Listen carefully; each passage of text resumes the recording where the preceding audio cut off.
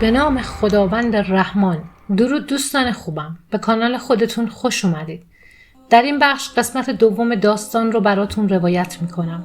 قبل از هر چیز از شما بزرگواران بسیار سپاسگزارم که با لایک و کامنت هاتون و سابسکرایب کانال ما رو در جهت پیشرفت هرچه بهتر کانال یاری میکنید. داستان رو تا اونجا شنیدید که محمد با حمید لب رودخونه جلوی آتیش با هم گلاویز شدن و یه دفعه چیزی به صورت محمد برخورد کرد که اونا وقتی نور انداختن روش چیزی شبیه دونه تسبیح یا یه سنگ سفید پیدا کردن که گویا داغ هم بوده و بعد از اون در اون باد شدید زغالی جلوی پای اونها اومد و اونها با آوردن نام خداوند دیدن که داخل آتیش منفجر میشه. و اینک ادامه داستان.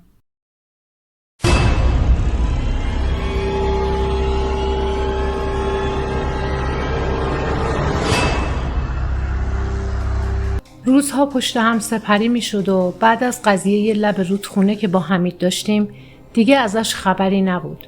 چند باری رو گوشیش زنگ زدم ولی خاموش بود. چند بار رفتم در خونهشون ولی خانواده‌اش میگفتن نیست. تا که یک روز مادر حمید رو توی کوچه دیدم و گفتم حمید کجاست؟ چرا گوشیش خاموشه؟ اشک تو چشمای مادر حمید جمع شد و گفت بچم خودشو حبس کرده تو اتاق، با خودش حرف میزنه، با تیغ خودزنی میکنه و خیلی هم عمیقه. حتی میترسیم بهش نزدیک بشیم. گفتم میتونم ببینمش؟ بنده خدا گفت میترسم بری داخل اتاق و بلایی سرت بیاره. حمید مهربون و با معرفت به کلی عوض شده بود که حتی خونواده‌اش هم اونو نمیشناختن. یادم اون روزها من تازه داشتم نامزد میکردم و دیگه خیلی کمتر میتونستم از حمید خبر بگیرم. خودم هم احساس میکردم چیزی توی حمید عوض شده، ولی اون زمان اطلاعات زیادی مثل الان نداشتم.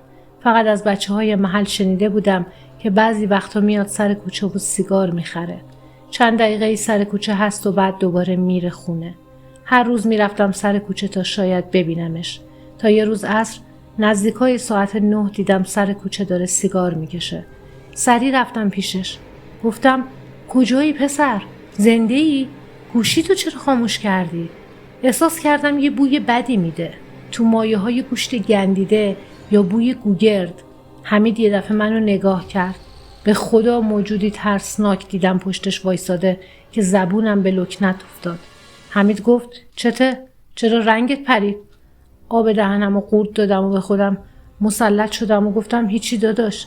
به دست و گردنش نگاه کردم. دیدم که اونقدر با تیغ خودزنی کرده که جای سالم دیگه روی دستش و گردنش نمونده.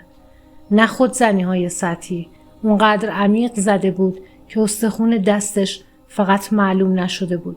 به جرئت میتونم بگم 3-4 سانت یا بیشتر میشد عمق خودزنیاش. دستشو گرفتم و نگاه میکردم به دستاش. گفتم پسر دیوونه شدی؟ اینا چیه؟ با ترس بهم گفت محمد داداش ازم میخوان که خودمو بزنم. همش صدا تو گوشم میشنوم. شبا کتکم میزنن، اذیتم میکنن. منم خودمو زدم به کوچه علی چپ و گفتم کیا رو میگی؟ گفت بگم بهم نمیخندی؟ گفتم نه. بگو. گفت جن. رو بهش کردم و گفتم خب قرآن بخون. که گفت امتحان کردم، هر وقت میخوام برم سمت قرآن نمیذارن یا کلن یادم میره. میخواستم چه کاری انجام بدم.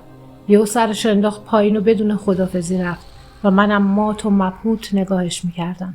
وقتی رسید وسط کوچه دیدم باز اون موجود ترسناک شاخدار پشت حمید ظاهر شد. گذشت. منم اون زمان کاری ازم بر نمی اومد که انجام بدم. نه کسی رو میشناختم و نه اطلاعاتی داشتم. نه باوری به دعانویس ها. البته دعانویسی از نزدیک ندیده بودم اون زمان. تا یه روز دعوت شدم به باغ یکی از دوستام به نام علی برای عیاشی. داشتیم وسایل کباب رو آماده می کردیم و استکان‌ها و مزه ها رو می چیدیم که اون ور باغ دیدم مردی میان سال که پیش بابای دوست علی نشسته بود. تا اون زمان ندیده بودیمش. همه می دونستیم که بابای علی تو کار دفینه و زیرخاکیه. خیلی هم پولدار بود. اون مرده تماما نگاهش روی من بود و نظر منو به خودش جلب کرد. علی رو کشیدم کنار و گفتم علی داداش شرمنده اون یارو کیه؟ علی گفت سید اکبر رو میگی؟ گفتم همونی که پیش بابات وایستاده یه طوری میشه، همش چش تو چش میشه با من. وسط حرفام با علی دیدم سید داره میاد سمت ما. اومد رسید به ما و سلام علیک کرد و دیدم علی با چه احترامی داره با سید برخورد میکنه. منم سلام کردم و احساس کردم بوی بسیار زیبایی تو هوا پیچیده که به علی گفتم چه بوی خوبیه. گفت بویی نمیاد که. گفتم بابا بوی گل محمدیه، نمیفهمی؟ گفت کدوم بو؟ ما رو گرفتی؟ سید لبخندی زد و گفت اون بو رو متوجه نمیشه، فقط تو میفهمیش. علی با تعجب نگاه کرد به سید و گفت مگه ما چمونه؟ گفت هیچی، بیخیال. منم گفتم بگو منم بفهمم. سید یعنی چی؟ گفت پسرم بعداً بهت توضیح میدم، فقط اگه مشکلی نیست امروز مشروب نخور که بهت بگم چه توانایی هایی داری و قدرشون رو نمیدونی. خودت میدونی در مورد چی حرف میزنم. اگه دوست داشته باشی میتونم بهت یاد بدم که از موهبت هایی که خداوند بهت عطا کرده بتونی استفاده کنی. من انگار که منتظر باشم کسی این حرفا رو بهم بزنه مثل مسخ شده بودم و اون روز مشروب نخوردم. سید گفت 2 روز دیگه بیا خونه من. رو به علی کرد و گفت علی جان خونه منو که بلدی؟ علی گفت بله آقا سید. گفت 2 روز دیگه با محمد بیا اونجا. سعی کن بعد از ظهر باشه که من خونه باشم. علی چشمی گفت و سید خداحافظی کرد و رفت پیش بابای علی و من همون روز با کمال تعجب مشروب نخوردم و زود از باغ بیرون زدم. اون 2 روز گذشت و روز موعود فرا رسید. صبحش علی زنگ زد و گفت محمد داداش ساعت 3-4 میام دنبالت، با ماشین ما بریم. اون زمان علی گواهینامه داشت چون 2-3 سال از من بزرگتر بود. انگار یکی توی سرم بهم میگفت نرو، یه جوری بپیچونش. دوباره شماره علی رو میخواستم بگیرم که کنسل کنم نریم اون روز رو، ولی صدای زنگ اومد. دیدم علی پشت دره. گفت محمد پاشو سریع بیا پایین. گفتم چرا زود اومدی؟ گفت بریم نهار بیرون بخوریم و یه دوری بزنیم بعد بریم دیگه. رفتیم یه ساندویچ خوردیم و یه کم دور زدیم و راه افتادیم سمت خونه سید. توی مسیر من ساکت بودم که باعث تعجب علی شد، به خاطر اینکه من پسر پرحرف و اهل بگو بخند بودم. علی خواست بحث رو باز کنه که گفت سید رو خیلی وقت میشناسیم، دوست صمیمی بابام. اون روز وقتی سید اکبر اون حرفا رو زد و تو رو دعوت کرد خونش کف کردم. اولین بار بود میدیدم سید یکی رو دعوت میکنه خونش به عنوان شاگرد. قبلا بابام میگفت چند نفر جلوی در خونش میخوابیدن که به عنوان شاگرد قبولشون کنه، ولی سید قبولشون نکرده بود. حتی به بابامم گفتم سید اومد پیش ما، به محمد گفت بیا خونم. بابامم تعجب کرد. علی یه دفعه زد رو ترمز. گفتم رسیدیم؟ گفت آره فکر کنم این بود خونش. ماشین رو پارک کردیم و پیاده شدیم. یه در آبی کوچیک قدیمی بود. علی گفت اونه. من فکر میکردم سید اکبرم مثل علینا پول داره و الان با خونه لاکچری روبرو میشم که برخلاف فکر من خونه سید تو محله کاملا فقیر نشین بود. وارد خونه که میشدی حوض کوچیکی وسط حیاط بود که بغلای حوض گلدونای شمدونی بود و درخت گیلاسی که وسط باغچه بود. از ماشین پیاده شدیم. علی در زد و با کمال تعجب دیدیم در باز شد، ولی کسی پشت در نبود. با تعجب به علی نگاه کردم. علی خندید و گفت جن نیست، طناب بسته به قفل در از داخل خونه میکشه و در باز میشه. یه دفعه نظرم جلب شد به زیر درخت گیلاس. دیدم خانمی با چادر سفید و روبنده روی صورتش که چشماش فقط معلوم بود اونجا نشسته. سریع با دستم زدم به علی. اشاره کردم اونجا رو ببین. علی گفت چته؟ آروم بهش گفتم اون خانمی کیه زیر درخت گیلاس؟ علی گفت کی؟ کسی اونجا نیست که. دوباره نگاه کردم و دیدم هنوز اونجاست و صدای زیبای زنونه‌ای توی ذهنم پیچید که میگفت خوش اومدی محمد. و یک دفعه ناپدید شد و صدای خنده ترسناک رو شنیدم که از بالای پشت بوم می اومد. تا بالا پشت بوم رو نگاه کردم دیدم موجودی بسیار ترسناک با سری مثل بز و دندونهایی مثل دندون کوسه با هیکلی بزرگ اونجاست. من بلافاصله دستام سرد شد و سوزشی از شکم احساس کردم. پاهام سست شدم. روی زانوهام افتادم. علی با تعجب منو نگاه میکرد. داد زد سید بیا. تا سید از در خونه وارد حیاط شد شروع کرد به خوندن اذکار. اونم حضور اون موجود رو حس کرده بود و من همه چیز جلوی چشمام سیاه شد و بیهوش شدم. صدای مبهمی می اومد که اسم من رو صدا می کرد. چشمام آروم باز کردم. علی رو با یک کاسه آب بالای سرم دیدم که داره دستشو میزنه به آب داخل کاسه و میپاشه رو صورت من. به خودم اومدم. همه چیز واضح شد. و علی گفتم بس داداش، چند تا قطره آب میپاشن؟ نه 20 لیتر آب. علی خندید و گفت فکر کردم مردی پسر، چی شد یه دفعه؟ تا اونجا که میدونم و میشناسمت قشی نبودی. چرا اینجوری شدی یهو؟ اونجا بود که فهمیدن علی چیزی ندیده و نشنیده. گفتم هیچی داداش، فشارم افتاد. حالا سید کجاست؟ علی جواب داد رفته نماز بخونه. گفتم مگه چند ساعته که بیهوش بودم؟ علی گفت 2-3 ساعتی شده. نشستم و کمی آب خوردم. چند دقیقه سوالهای علی رو جواب میدادم تا قانعش کنم فشارم افتاده. سید در اتاق رو زد و اومد داخل. نگاهی بهم کرد و گفت بهتر شدی پسرم؟ و یه لیوان دستش بود که بهم داد. گفت اینو بخور بهتر میشی، اما طعمش زیاد خوب نیست. یهو بخور. گفتم چشم سید. سید گفت قوقا کردی پسر، هنوز نیومده. گفتم چطور؟ گفت خودت میدونی. هر وقت حالت جا اومد بهم بگو که میخوام یه چیزی نشونت بدم. گفتم حالم خوب آقا سید. خندید و گفت عجول نباش پسر، انرژی تو باید دوباره به دست بیاری. سید پا شد رفت و برامون چایی آورد. چای رو خوردیم. سید به من گفت برو وضو بگیر تو حیاط. راستی بدنت که پاک هست؟ جواب دادم آره آقا. سید گفت خوبه. پس راه افتادم برم تو حیاط که یهو یاد اون موجود افتادم و ترس وایستادم. تپش قلبم رفت بالا و صدای سید رو از پشت شنیدم که گفت نترس، دیگه نمیبینیش. خونه رو حصار کردم. سهلنگاری من بود که اون تا اینجا اومد و تو دیدیش. اونا فهمیده بودن تو محبت دیدن داری و شاید شاگرد من بشی. اومده بودن اذیتت کنن. البته اون خانوم نه، فقط اونی که اون بالا دیدی برای اذیتت اومده بود. حالا هم برو، از هیچی نترس. رفتم و وضو گرفتم و داشتم برمیگشتم تو اتاق که صدای علی و سید رو شنیدم که علی داشت از سید میپرسید چی شده؟ مگه سید محمد چی دیدی که حالش بد شده؟ سرفه کردم و وارد اتاق شدم. سید رو به علی گفت علی جان، محمد میتونه موجوداتی رو ببینه که یه انسان عادی قادر به دیدنشون نیست. بوهایی رو درک میکنه و به مشامش میرسه که انسان عادی نمیتونه اونها رو حس کنه.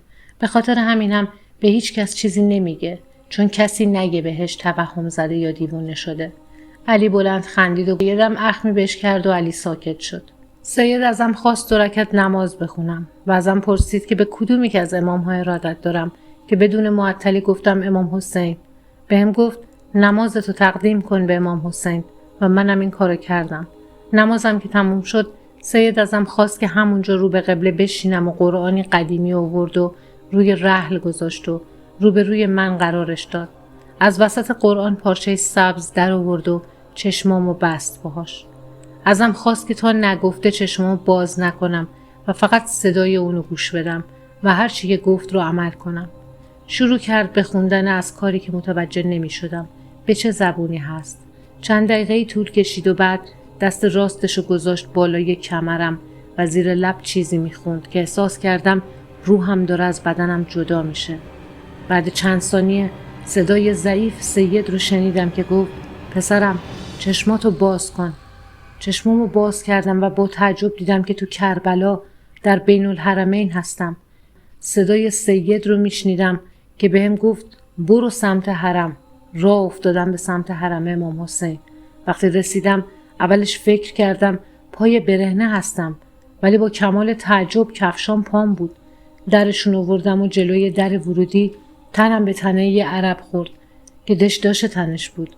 برگشت عربی با هم حرف زد ولی بلد نبودم جوابش رو بدم. رفتم داخل. صدای سید اومد که ازم خواست 2 رکعت نماز زیارت بخونم و زیارت کنم. نماز خوندم و وقتی نمازم تموم شد صدای چند مرد و زن رو از پشت سرم میشنیدم که زبونشون رو نمیتونستم متوجه بشم. برگشتم نگاه کردم، دیدم چند تا مرد و چند تا زن پشت سر مردا نمازشون تموم شده و مردا لباس عربی سفید و زنها چادر سفید و روبند داشتن. مردا با من دست دادن و یکیشون با فارسی گفت قبول باشه کربلایی. تا خواستم ازشون بپرسم که زبون ما رو بلدی، صدای سید اومد گفت برو همون جایی که چشماتو باز کردی. سریع رفتم همونجا و ازم خواست چشمام رو ببندم و به صدم ثانیه صدای سید واضح شد و حس کردم که سید دستش رو از روی کمرم برداشت. پارچه رو باز کرد و از روی چشمام و چند ثانیه طول کشید تا چشمام به نور عادت کنن و پارچه‌ای رو تا کرد و لای قرآن گذاشت و سید رو به من کرد و گفت زیارت قبول کربلایی. ولی من اونقدر گیج شده بودم که حتی حرفم نمی زدم. بیچاره علی که تا حالا این چیزا رو ندیده بود هر دوی ما رو با تعجب نگاه می کرد. علی هیچ درکی از این مسائل نداشت ولی به سید اطمینان داشت. اونم به خاطر گفتنهای باباش و از داستانهایی که باباش براش تعریف کرده بود. من رو به سید کردم و گفتم سید، اونایی که پشت سر من نماز میخوندن کی بودن؟ سید گفت کی؟ براش تعریف کردم و دیدم سید متعجبتر شد و نگاهش خیره شد به گوشه دیوار که دیدم اون خانومه یهو اونجاست و نگاهی بهش کرد و سر تکون داد و خندید. سید اون روز گفت اگه میخوای وارد این وادی بشی باید همه کارهایی که انجام دادی رو توبه کنی و مشروب نخوری. سید میگفت مشروب یا مواد باعث میشه حاله محافظ به شدت ضعیف بشه و شهودت هم کم و حاله بدن اگر ضعیف بشه مخصوصاً برای کسایی که مدیوم هستن و یا حس و درک از ماورا دارن خیلی خطرناکه، چون باعث میشه موجودات دیگه بهش مسلط بشن و ازم خواست نماز اول وقت بخونم. بهم گفت که همه اینها رو که رعایت کردی بعد بهت میگم که باید چه کارهایی کنی. البته من همیشه کنارتم و تو این مدت بهت درس هایی میدم. علی گفت آقا سید، من شنیدم کسی بخواد وارد این وادی بشه باید یه استاد پیدا کنه و خیلی هم موفق به پیدا کردن استاد نمیشن و یا توسط بعضی استادای شیطانی ناخواسته قربانی میشن. سید خندید و گفت علی جان پسرم، داری برعکس میگی. اتفاقا استاد وظیفه داره دنبال شاگرد بگرده و شاگرد خوب پیدا کنه برای اینکه علم خودش رو به اون منتقل کنه. و درباره قربانی کردن بله درسته.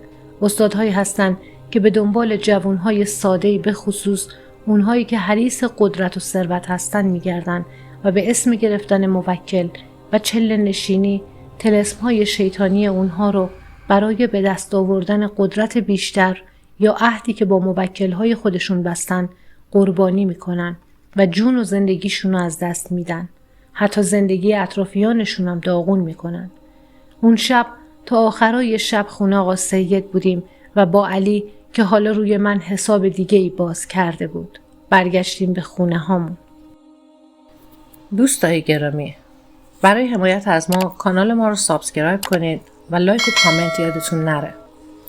حتما توی کامنت ها نظرتون و پیشنهاداتون رو برای ما بنویسید. تا درودی دیگر، بدرود.